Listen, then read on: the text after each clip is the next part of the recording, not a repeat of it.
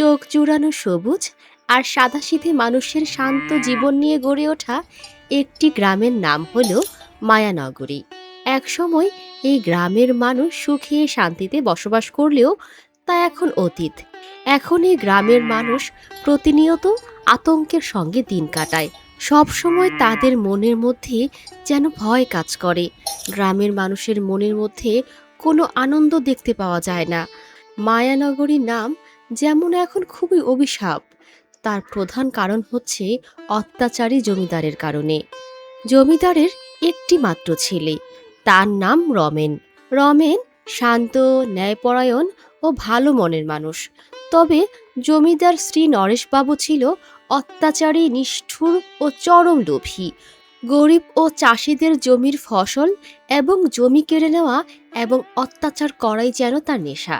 আর আজ তার চরম অত্যাচারের শিকার গ্রামের নিরীহ চাষি রামু।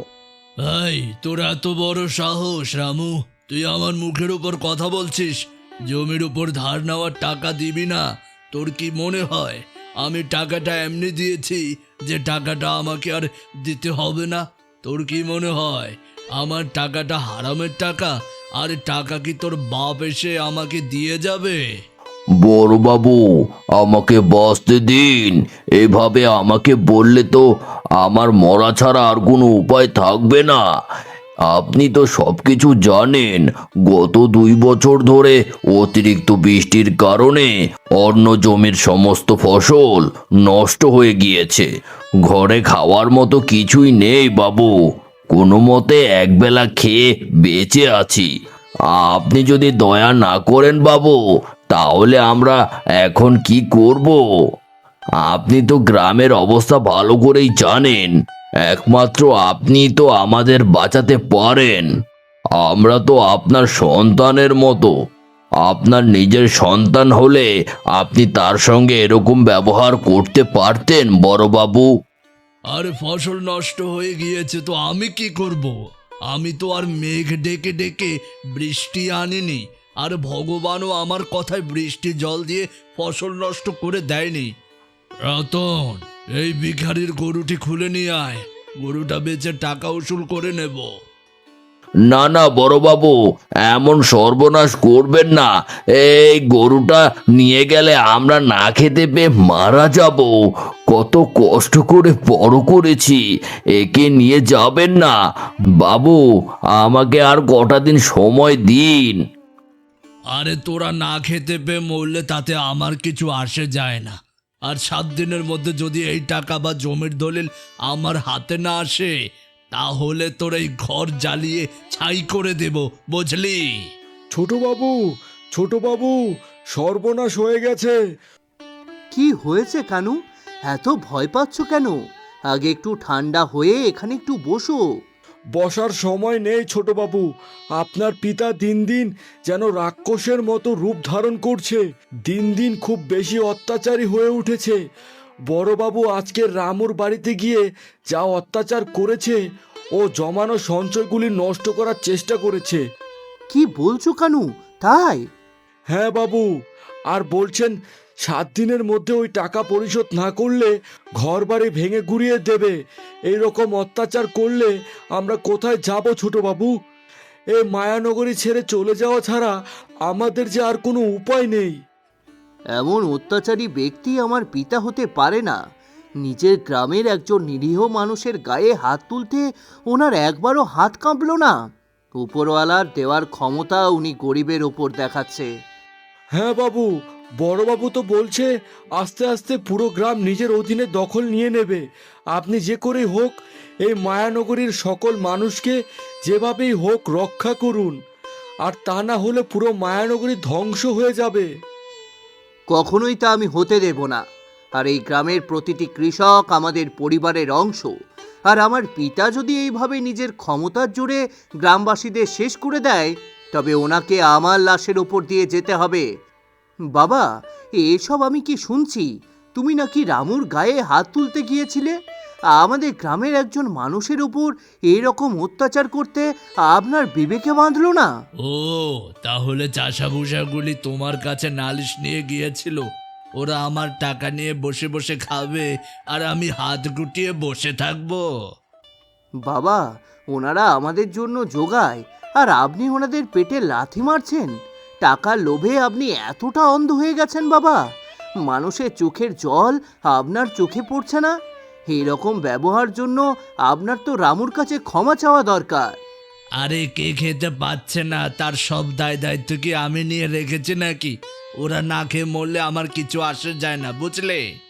তারপর কয়েকদিন যেতে না যেতেই জমিদার বাবুর অত্যাচার আবার শুরু হয়ে গেল।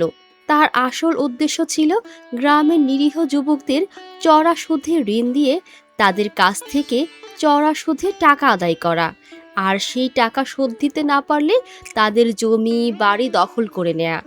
তাই জমিদার বাবু গ্রামের সকল মানুষকে ডেকে বলল, শোনো, তোমরা তোমাদের সকলকে 7 দিন সময় দিচ্ছি। সকলে তোমরা তোমাদের ঋণ পরিশোধ করে দাও, আর তা না হলে আমি তোমাদের জমি বাড়ি দখল করব। এমন সর্বনাশ করবেন না বড়বাবু। দেখুন, ফসল প্রায় পেকে এসেছে, আর তো প্রায় কয়েক মাসের মতো বাকি। আমরা এই ফসল ঘরে তুলব, তারপর না হয় আমরা আপনার ঋণের টাকা পরিশোধ করে দেব। আর এখন আমাদের উপর এরকম অন্যায় করলে আমরা কি করব বলুন তো বড়বাবু? বাবা, কানু তো ঠিক কথাই বলেছে, ওদেরকে আরও কয়েক মাস সময় দিন। অনেক নাটক হয়েছে, আমার কাছে ফালতু সময় নেই। আমার এই কথাই শেষ কথা। বাবা, আমার দেহে এক ফোঁটা রক্ত থাকতে আপনি এই চাষিদের কোনো ক্ষতি করতে পারবেন না। হয় আগে আপনি আমাকে মারবেন, তারপর এই চাষিদের ক্ষতি করবেন। আমি বেঁচে থাকতে তোমাকে এই রকম অন্যায় কাজ করতে আমি দিতে পারি না বাবা। এই কথা শোনার পর জমিদার বাবু তার নিজের পুত্র সুরেশকেই মারার জন্য উদ্যত হলো। জমিদার বাবু মনে মনে ভাবল, হয়তো যদি আমি ওকে ভয় দেখাই তাহলে ও আমার রাস্তা থেকে সরে দাঁড়াবে। কিন্তু সুরেশও দমবার পাত্র নয়। সুরেশের এই রকম ক্ষমতা দেখে জমিদার বাবু হতভম্ব হয়ে পড়ল এবং সে বলল, তুই এখান থেকে চলে যা, নচেত তা না হলে তোকে শেষ করে দিতেও আমার এক ফোঁটাও হাত কাঁপবে না। আর তুই কি করে বুঝবি আমি কিভাবে কষ্ট করে এই জমিদারি টিকিয়ে রেখেছি? তুই কি এর মূল্য বুঝবি? হ্যাঁ বাবা, এখন তো আমি ভালো করে বুঝতে পারছি যে তুমি কি করে তোমার এই সাম্রাজ্য টিকিয়ে রেখেছো। তোমার মতো জমিদার থাকার চেয়ে না থাকাই ভালো। তুমি টাকার অহংকারে করে সব কিছু ভুলে গিয়েছো। আর শোনো বাবা, তোমাকে এই মায়ানগরের সমস্ত কৃষক ক্ষমা করলেও ঈশ্বর তোমাকে কখনোই ক্ষমা করবে না। তাই এখনো সময় আছে বাবা, গ্রামের সকল মানুষকে ঋণ মুকুব করে তাদের আবার ভালোভাবে বাঁচতে দেওয়া। আর তা না হলে তুমি মরে গিয়েও কিন্তু শান্তি পাবে না বাবা। আরে তোর মতো ছেলের কাছে আমাকে এখন সততা শিখতে হবে? এখন মনে হচ্ছে তোর মতো ছেলেকে জন্ম দিয়ে আমি পাপ করেছি। তোর মতো ছেলে থাকার চাইতে না থাকাই এখন মনে হচ্ছে ভালো। আর তোর কথা মতো চললে আমার জমিদারিটাও লাটে তুলে দিতে হবে, আর আমাকেও এই গরিব চাষিদের সঙ্গে মাঠে চাষ করতে হবে মনে হচ্ছে। হ্যাঁ বাবা, আর তাই যদি হয় তাতেই ভালো। তাহলে তো এই গরিব চাষিগুলো বেঁচে যায়। জমিদার বাবু তার ছেলের কথা আর না শুনে পারলেন না। ছেলের জেদের কাছে জমিদার বাবু পরাজিত হলো। গরিব কৃষক ও তার ছেলের কথা মেনে সমস্ত কিছু স্বীকার করে নিল। আমাকে ক্ষমা করে দিও তোমরা। টাকার লোভে আমি সত্যি অন্ধ হয়ে গিয়েছিলাম। ভুলে গিয়েছিলাম যে এই গ্রামের মানুষগুলোই আমার পরিবারের অংশ।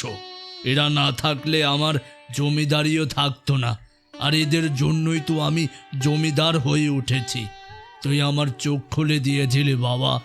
আমি বাবা হয়ে যেটা করার দরকার ছিল তুই আমার সন্তান হয়ে সেটা করলি। তুই আমার ভুল ভেঙে দিলি বাবা। এমন করে বলছো কেন বাবা? তুমি তোমার ভুল বুঝতে পেরেছো, সেটাই সব থেকে বড় কথা। এরপর জমিদার বাবু ঘোষণা করে দিলেন যে গ্রামের চাষিদের কাছ থেকে সে যে সমস্ত টাকা পেত সেই সমস্ত টাকা আর কাউকে পরিশোধ করতে হবে না, এবং যদি কারো টাকার প্রয়োজন হয় তারা আমার কাছ থেকে টাকা এসে নিয়ে নেবে এবং কোনো সুদ দিতে হবে না, শুধু আসল টাকা দিলেই হবে।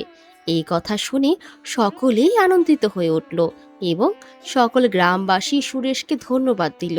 এরপর থেকে মায়ানগরী আবার নতুন রূপে গড়ে উঠল।